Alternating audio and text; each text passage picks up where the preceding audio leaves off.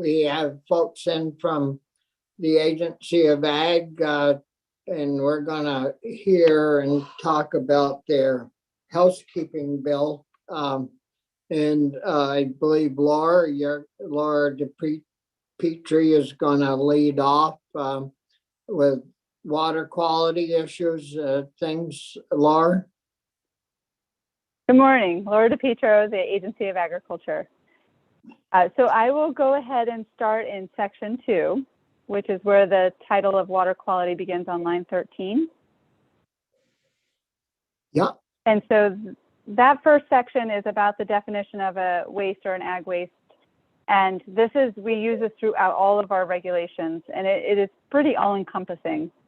But one thing it does have in the beginning of this, and this has been a definition on the books forever, is it talks about material originating or emanating from the farm. And as we've changed how agricultural operations are managed throughout the state, there are more things that are coming into the farm as imports. And so this allows us to make sure we're really clear that it does mean those commingled materials or even independent materials that are brought onto the farm and not commingled with manure. So just clarifying that it's not only what originated or emanated from the farm, but also what might be brought onto the farm. Yeah. The next section is section 3 about waste storage facilities. And so this area is essentially the way that it's written today, it really ties the idea of a waste storage facility that may not be structurally sound to groundwater quality standards and monitoring, and the agency requiring improvements to that structure when the violation has occurred that the groundwater is contaminated. And we've actually, this is just one of these things, we've written our RAPs and we've been operating for a number of years with the idea that if we walk up to a waste storage facility and it appears to be structurally concerning, right? There's maybe gopher holes or someone has literally taken out part of the structure, that we have been requiring people to bring these structures up to standards so that they're safe. And so this sort of separates what the statute has to be clear in that space. So it would set up so that if it's structurally unsafe, that we could suggest that it needs to be brought up to standard. We could require that it be brought up to standard. Then the other piece is, of course, if you do have a violation of the groundwater standards, that the agency will still take the responsibility to do the monitoring and work with the farm to figure that space out. So that is down on page 4. Just still clarifying, if we suspect a waste storage facility is what is causing the contamination of groundwater, we'll do the monitoring. We'll cover the cost for that. And this has always been in place. It's just sort of cleaning up the language. Yeah. If any of the committee, if any of you have questions, just raise your hand. Yeah.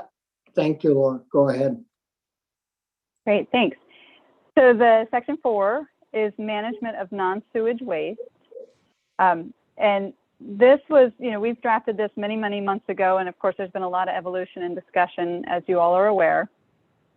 But one of the things we just added in here is that because there are different wastes that are coming into the farms, specifically, we've talked about depackaged materials, that we wanted to have approval prior to the secretary, approval by the secretary prior to the farm taking the waste so that we could track it.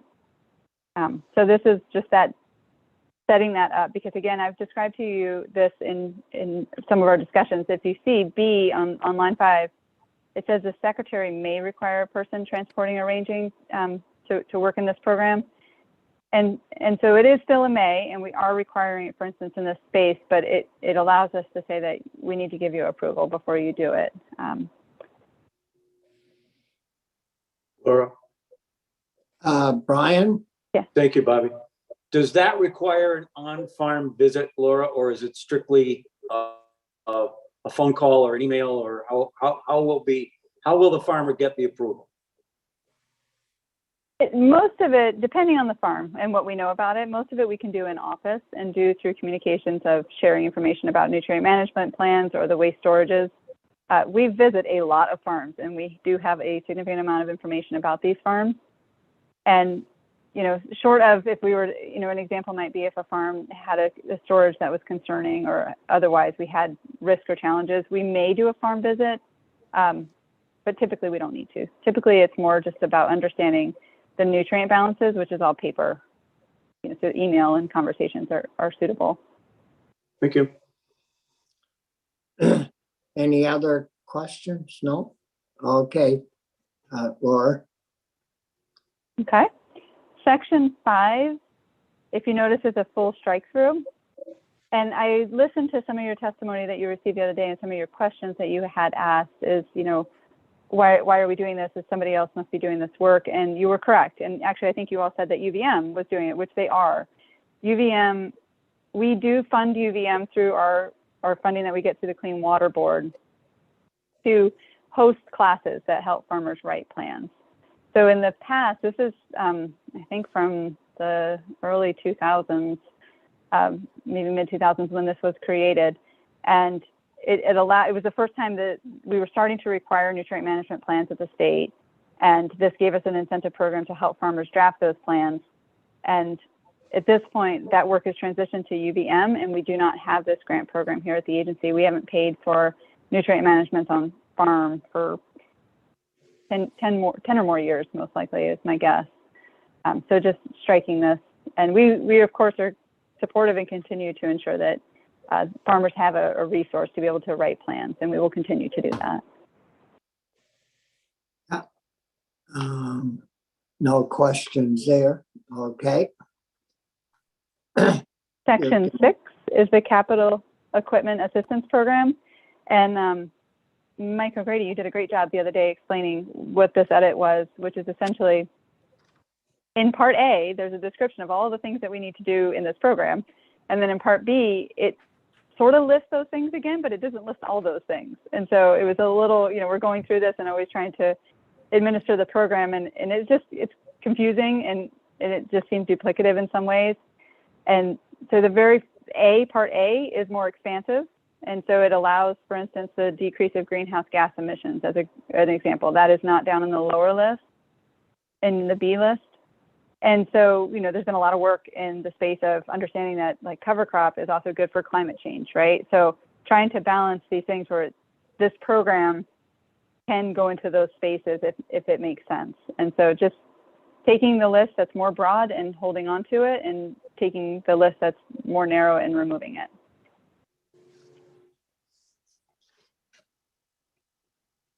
Any questions on 6? No. No. Okay, Laura. Okay. Cruising through Section 7. This is our Farm Agronomic Practices program. So this is a program that pays for mostly practices like cover cropping. I apologize if I confused you. The last program was about equipment, and so funding equipment that could help drill cover crop seed in, as an example there. This Farm Agronomic Practices program is the one that pays for the seed and other costs that go into actually planting a cover crop. And one of the things that this program has done is, if you go down on page 10, there's a whole list of things. There's a 1 through 8, that are very specific that the program may be eligible for assistance under the following things. So it's a list of mays. And while all of these, in the beginning of how we administer this program, we used to make sure we had this list every year, the information and technology that farmers are doing as far as implementation for water quality practices has evolved a little bit, and more priority has been put into some of these practices and less in others. And so, like, for instance, pre-citrus nitrate test and zone tillage, like, really aren't that commonly done. And so the reality is, you know, each year we go through and we sit down and we review this program, and we come up with a list of the things based on science information and what's going on in the ag community about what would be the most important thing to make sure that we're supporting. And so we don't always include everything on this list, and there may be things that we want to add to the list based on new information. So we're taking out the list to give us flexibility to design the program every year to still meet the goals of, you know, nutrient reduction, minimizing erosion, et cetera. but just have, and then, because if you go up to line 20, it talks about, it doesn't specifically say in that list of things from there on out that education and instruction will be included. And that is the only thing that's in that list below that we wanted to make sure was retained there, because everything else is covered in the rest of it. So soil-based practices that improve soil quality and nutrient retention are pretty broad and includes most of that list, but it did leave out the education, training, or instruction, which is why we brought it up there. So basically, So it's just making that more flexible, so you can add. Essentially. Yeah. Yeah. Yep. And we intend to stay true to the program, but just want to be able to be flexible for science, information, and technology as farms. They're always adapting. We're the ones trying to keep up often with their innovation. And then it just states on page 11, that we will set specific practices and rates. And so we do this anyways every year. And so just saying we will continue to do that. Yep. And did you have section 8 as well? Yep, section 8 is just. Any questions on 7? Nope. I guess we'll move on. Section 8 is really easy. It's just still an old AAP reference, and so we're trying to just change it to the RAPs. Yep.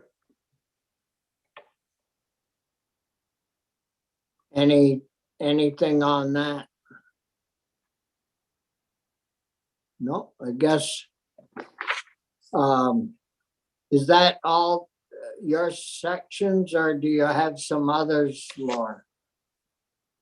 So I went through everything except section 1. I saved that for my colleague here, Steve Collier, since it's agency-wide. So that's the only one you didn't hear about in this draft so far.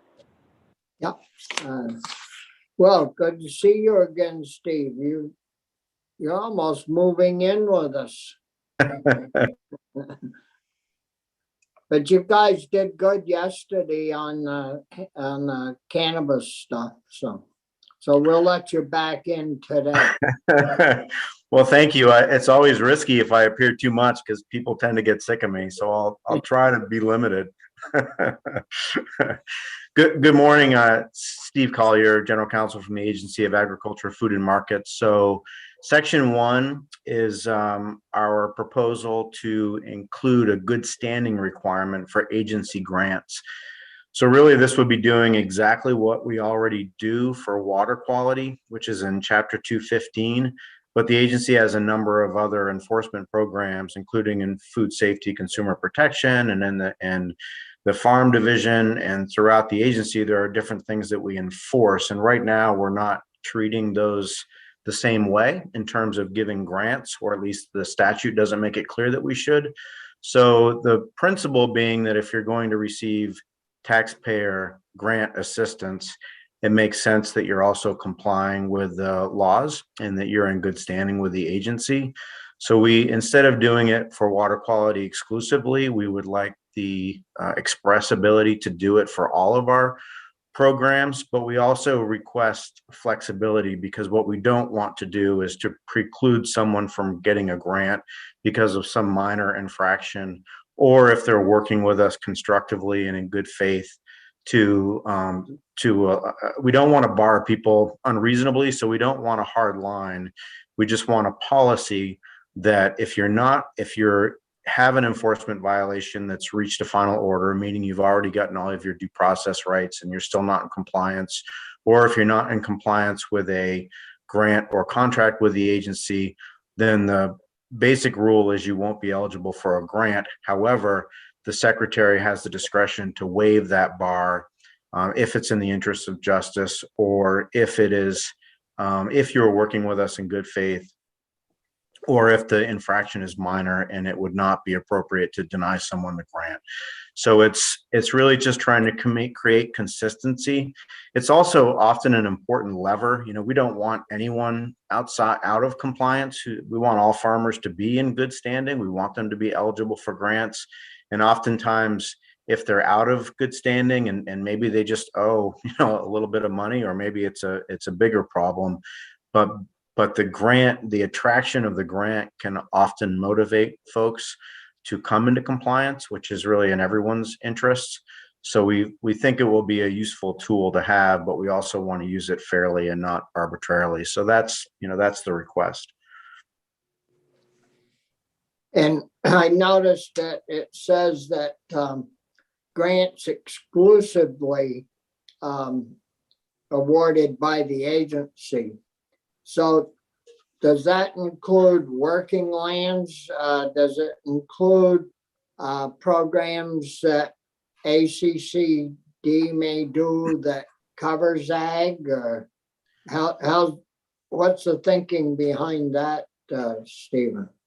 So that's a great question, Senator, and I'm sorry that I missed that. I wasn't looking at the draft, but the final paragraph of the proposal does try to address that question. So the short answer is no, it would not include working lands grants. It would not include ACCD grants as the express bar where the secretary can waive the requirement. However, it would allow us to raise any out of compliance issues when we're involved, as we often are. And for instance, with working lands, we're certainly involved in those grants. We're just not the entity that issues them.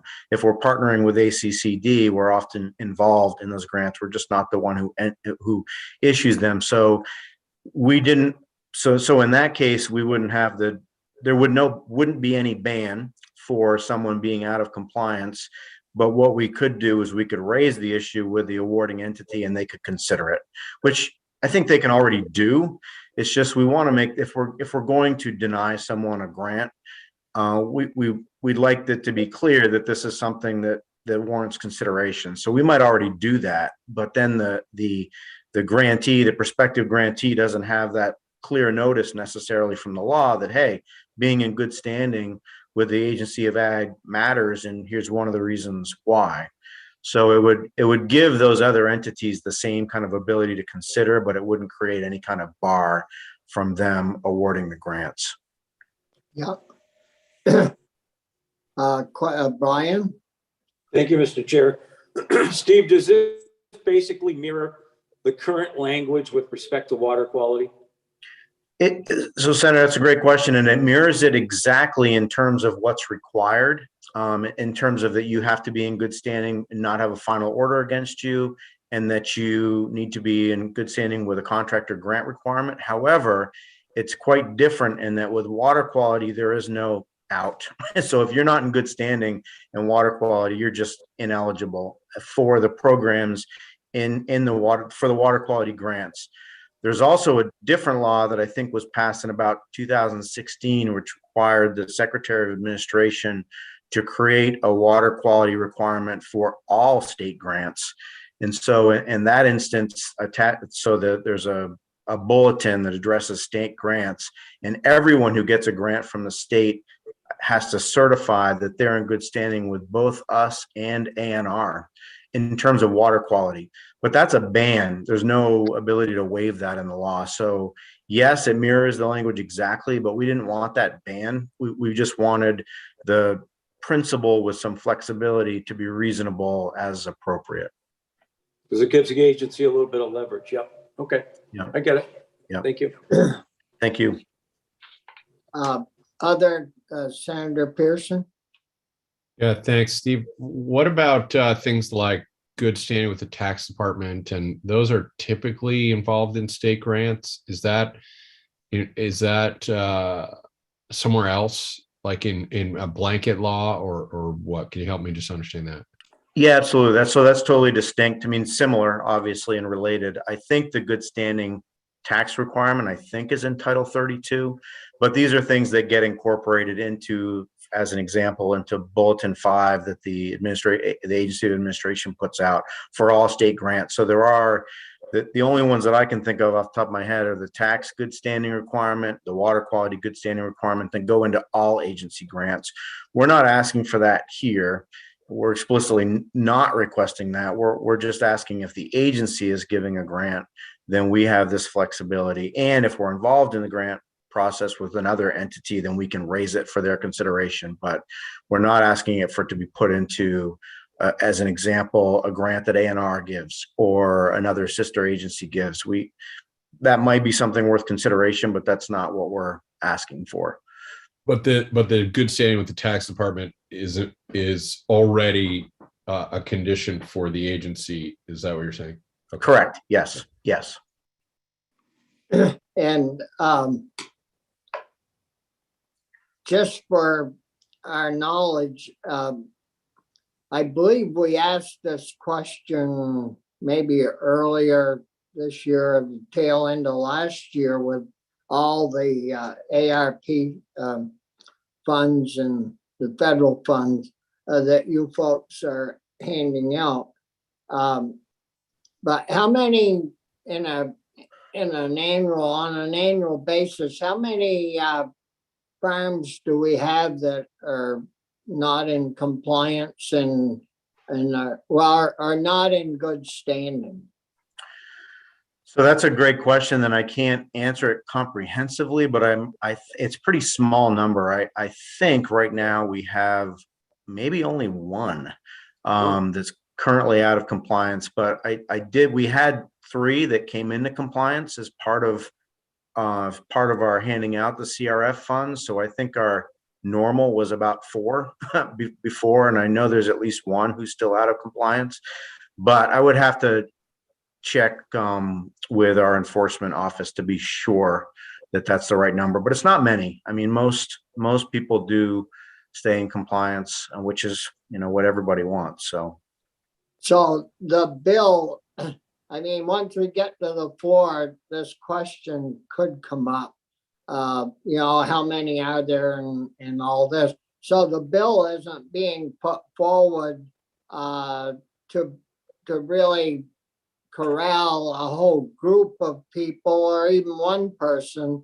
It's basically put together this part of the bill for standardization and having all the rules and regs and the good standing issue across the entire department or agency.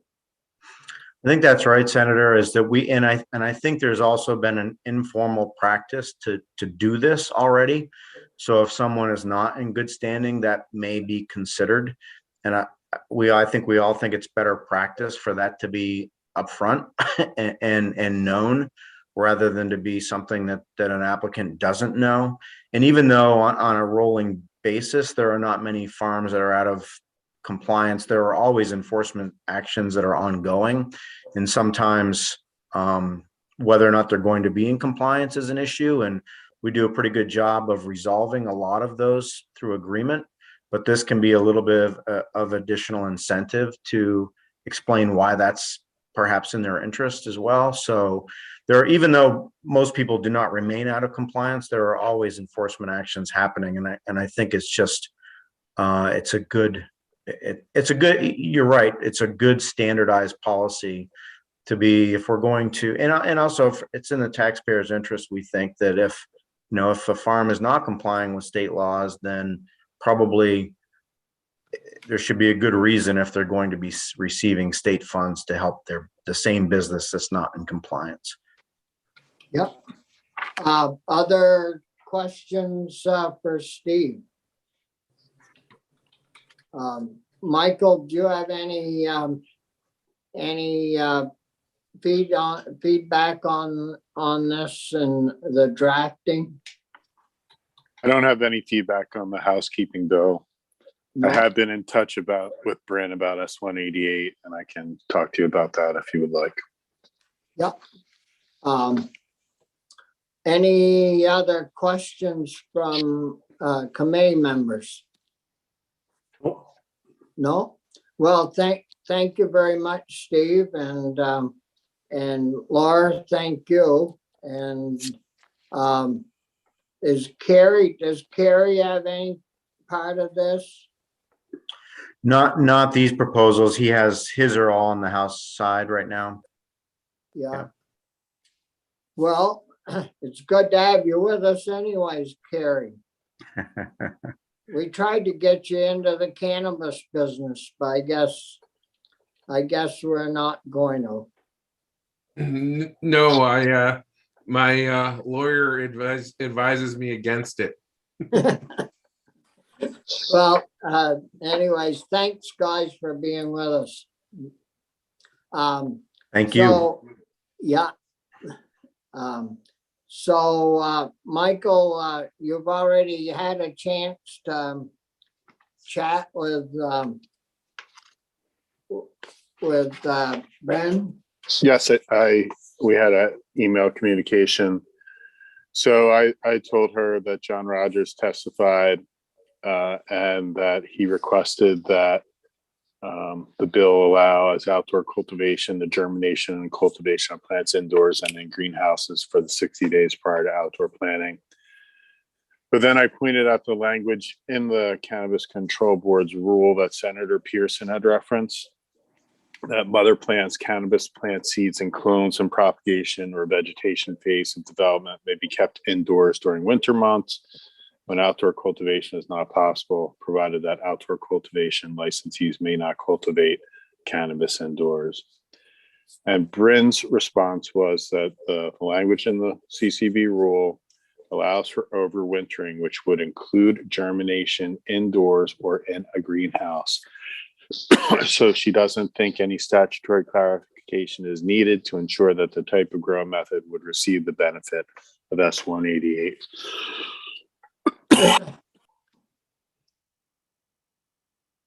So, so the clear reading of that isn't really what they intended, or John's reading of it is not what they intended then, or what they practicing.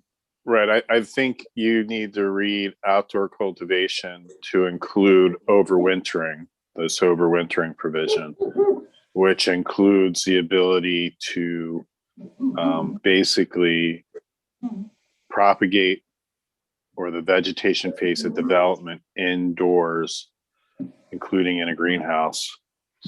And so I think that answers John's concerns. I think it is it is propagation or vegetation phase of development.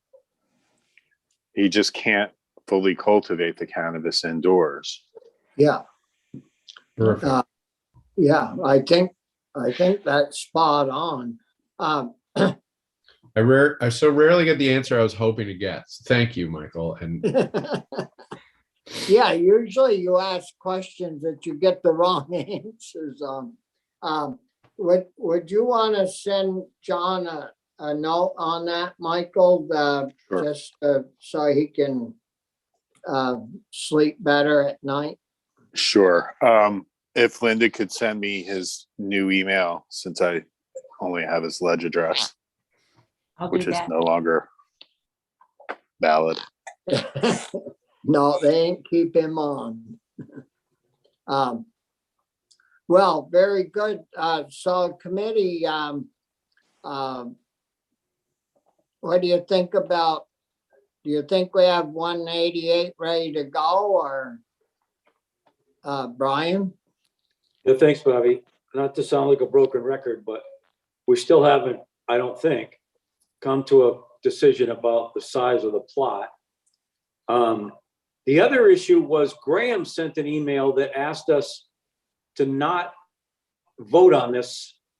I don't remember what he said, until Friday or after Friday, because there was still testimony they wanted to offer. I don't know whether I'm assuming everybody else got the same email. Yeah, but yeah, and we've got people going to testify on that tomorrow, so maybe maybe we could think about it for Friday, hopefully, because I don't know if this is going to have to go to another committee or not, but if it is, we've got to get off the dime and move it forward if we can. So we could wait until after the hearing tomorrow and see, if we see any big red flags pop up, what we may want to have that bill in front of us as well. So with that, do we have any volunteers to report that? Chris, is that something Sure. you'd just as soon do? Sure. Yeah, keep the trend alive, Mr. Chair. Yeah. Well, you've done pretty good so far with reporting on cannabis, so no, that would be good. And so we'll see what happens tomorrow when we have those groups in rural Vermont and Ophir coming in and see what they have to say. And I just hope we're making it easy enough so some of these small farms will get into this and help them turn a profit overall. So is there anything else that anyone wants to bring up this morning? I don't think No. so. No? And Michael, do you have anything else for us today? No? Well, then I guess we'll adjourn for the morning and get ready for this afternoon's run. So with that, thanks guys and Michael and Linda, and we'll see you tomorrow morning. Well, we'll see you before then, but